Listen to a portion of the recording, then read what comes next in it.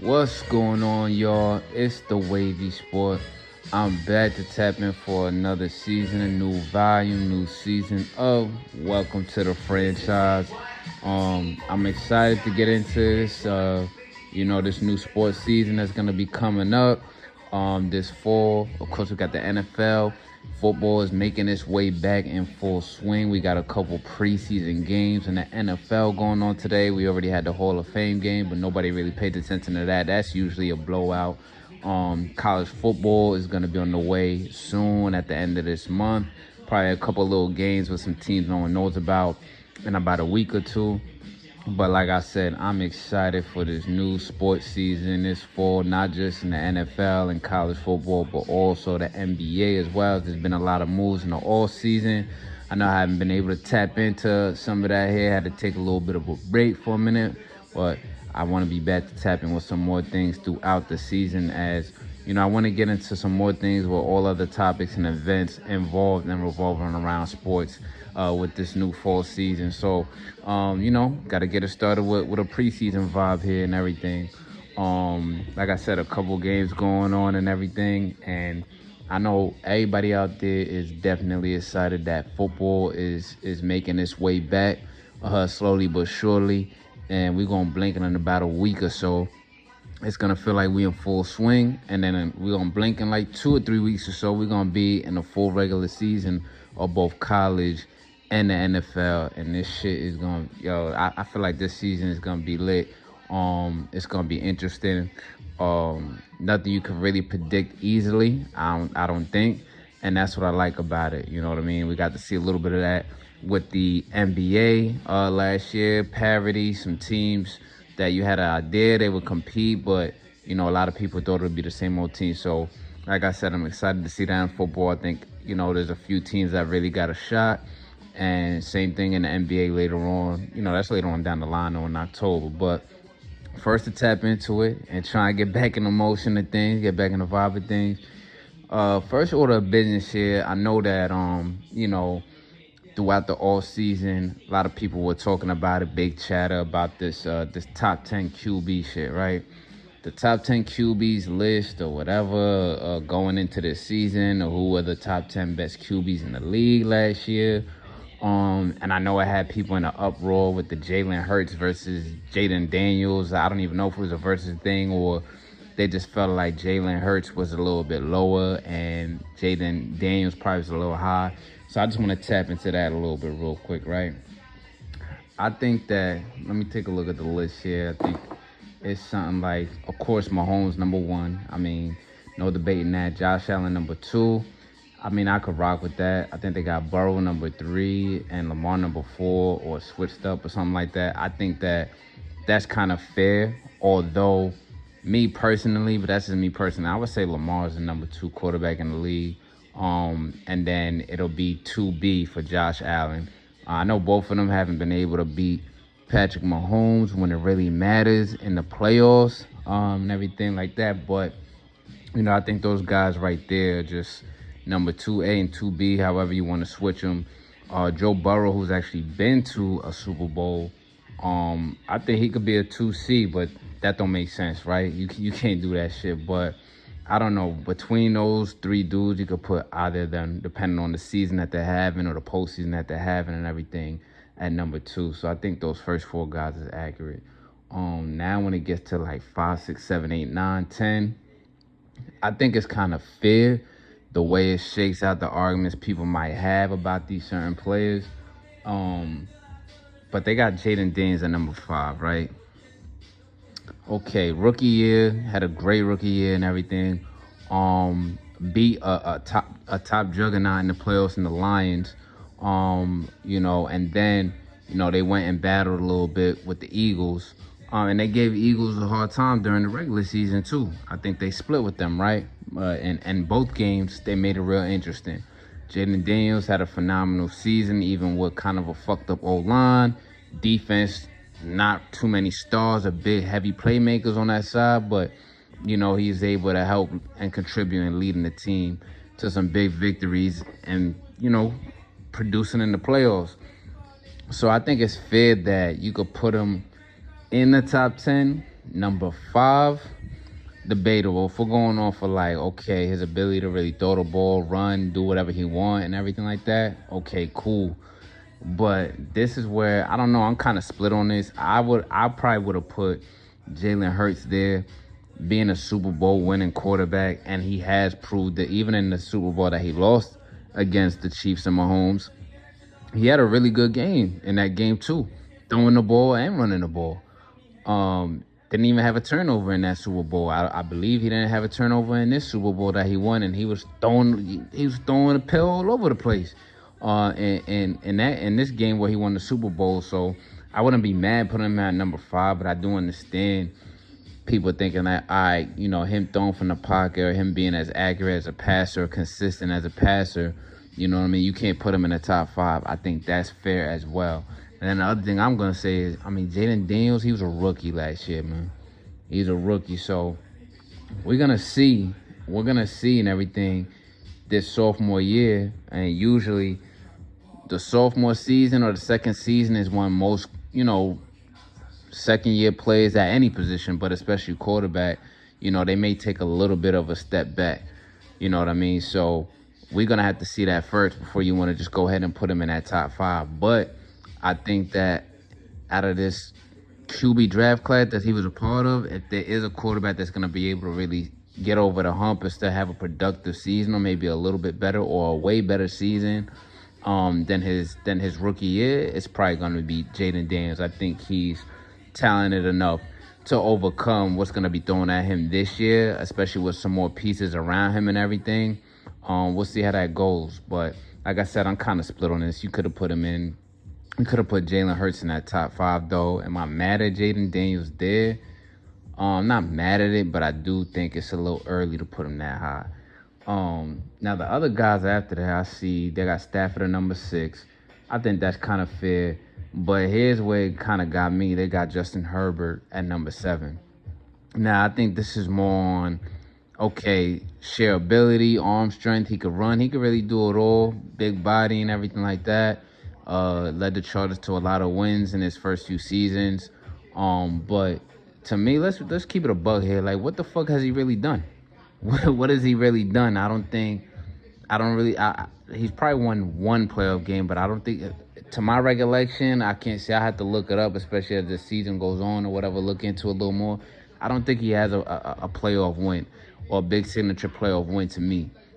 So I'm like, okay, you're gonna put him above Goff and above Hurts and above Baker.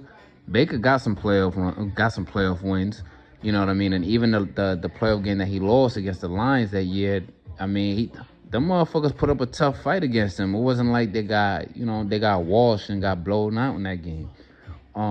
Herbert, I'm sorry, you're still responsible for being on that team, for being up 27-0 and losing to the Jaguars 28-27. That was you at quarterback. That was you. So I'm really like, what the fuck has he done? If anything, to me, don't get me wrong, Herbert is nice. He got a big arm. He could run. You know what I mean?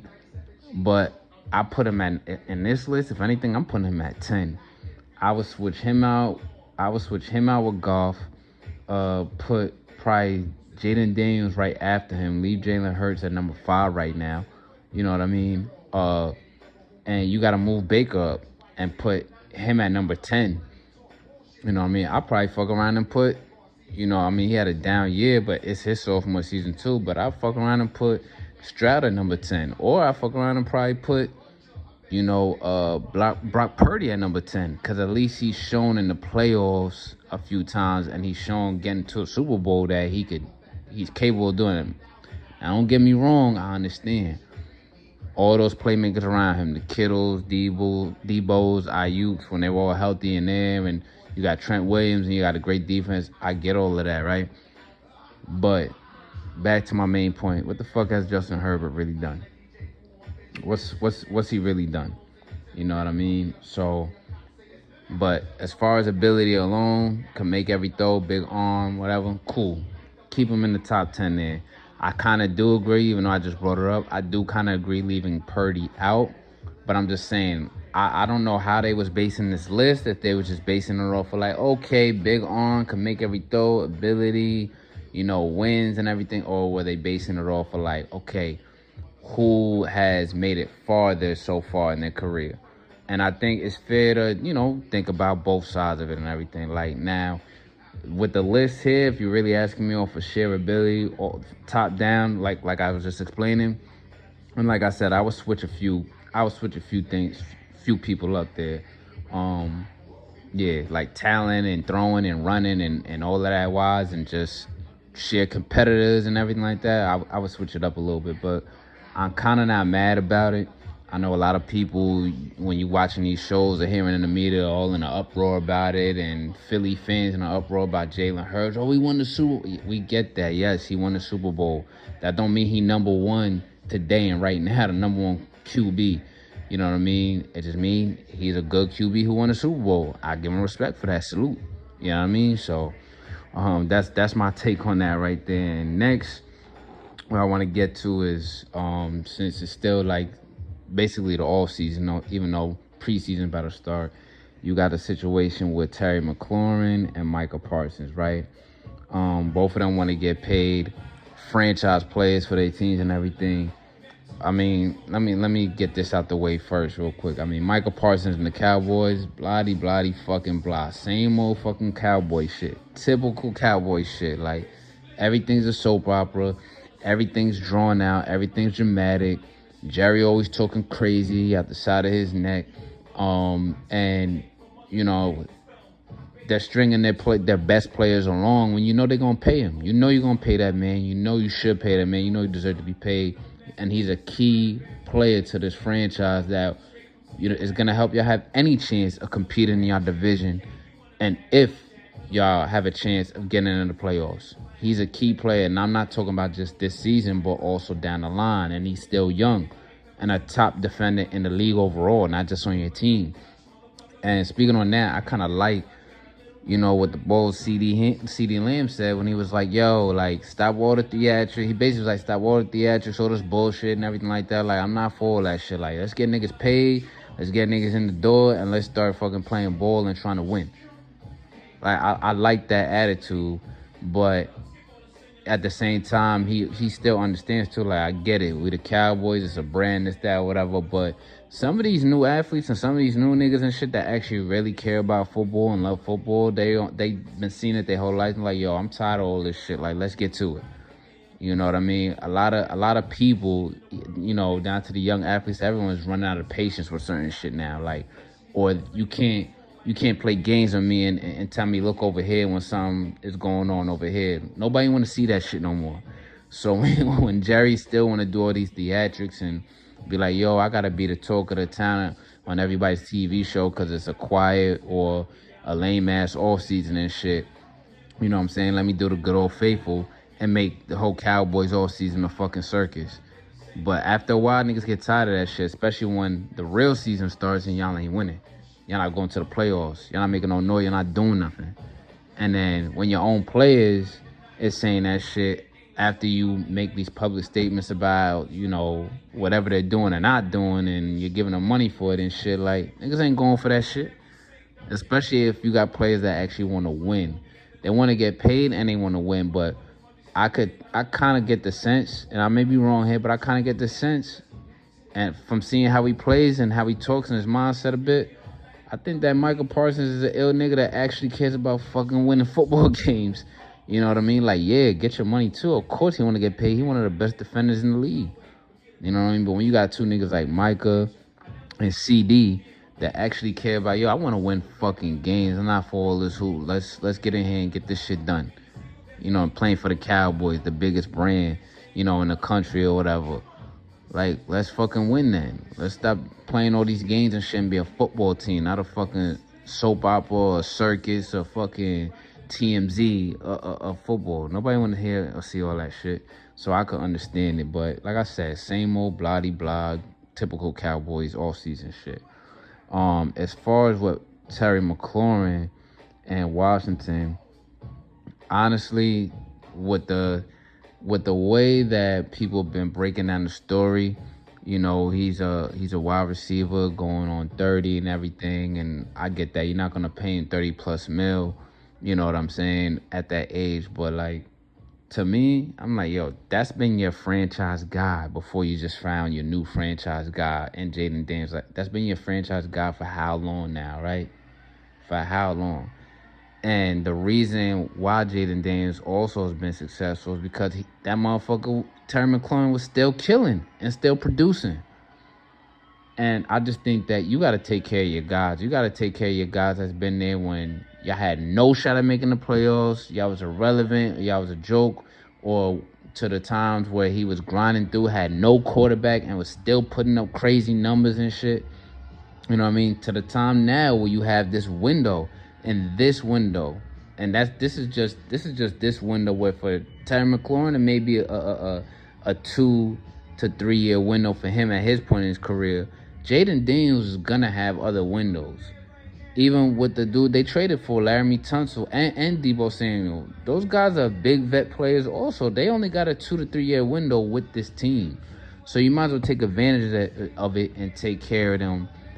Take care of McLaurin now, since he's been the guy. He wasn't traded in. He wasn't a free agent. He been your franchise guy. You drafted him. He did his thing. He was a consummate professional. All of that, a leader for the franchise and shit. Y'all gotta, I get it, 30 plus mil and everything. He's 30 years old. I don't really be worrying about that age shit like too much of certain positions, especially wide receiver. He's still gonna be able to produce. Is he gonna have a crazy year like he had last year? It's possible, because Washington don't got nobody else outside of him and Deebo. And I have a feeling, in a sense, that Washington is going to use Deebo more like a running back right now than a wide receiver. So outside of McLaurin, who else do they have? So he could have another productive year. My other philosophy on why sometimes at certain positions or with certain players, I don't care about the age. He don't have a lot of wear and tear on his body. You don't hear about McLaurin missing 8 games and tearing ACLs and popping Achilles and shit like that. You don't hear about that from him. So I'm sure he's been taking care of his body throughout his career, and he's still doing the same shit. And everybody's 30 ain't the same 30. This is kind of a, I wouldn't say miniature, but not a big-bodied receiver like that. He's quick, got good footwork, a deep threat and everything. It's not like he's been taking big hits through the middle. He's a big body, got a lot of weight from top down on his knees and everything. So someone like him could still be productive going into a year 30 until 33. You know what I mean? There's been proof of guys like that. Now, do you need them to be the main number one target when they're going into 32, 33, 34 years old? No.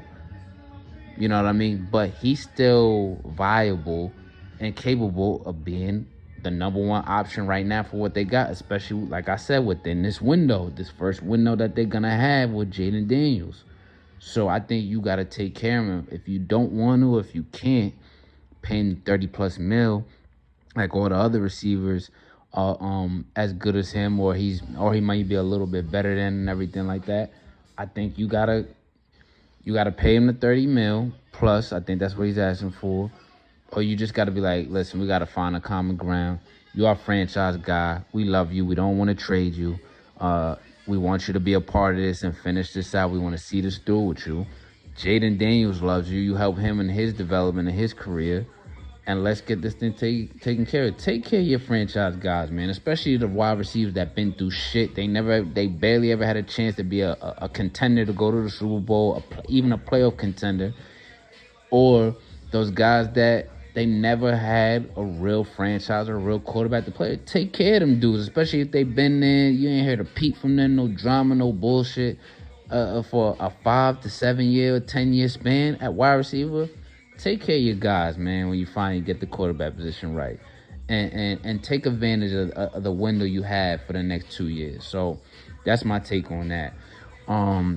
Last point here was, starting out the preseason and stuff, and we got the new guys in, got some new rookies in here, and of course it's just been a fiasco and drama all around it with the storylines and shit. I get it. It was to me, this has probably been the most boring all season in a long time that I've seen. So of course they're talking about the same shit over and over again and trying to make it something that I don't think is that big. So I want to get to Shador and Cam Ward. They're going to be starting in the preseason, the starting quarterbacks for their teams that drafted them. From what I heard for Cam Ward, I think the coach said he's going to play every game in the preseason, which is dope.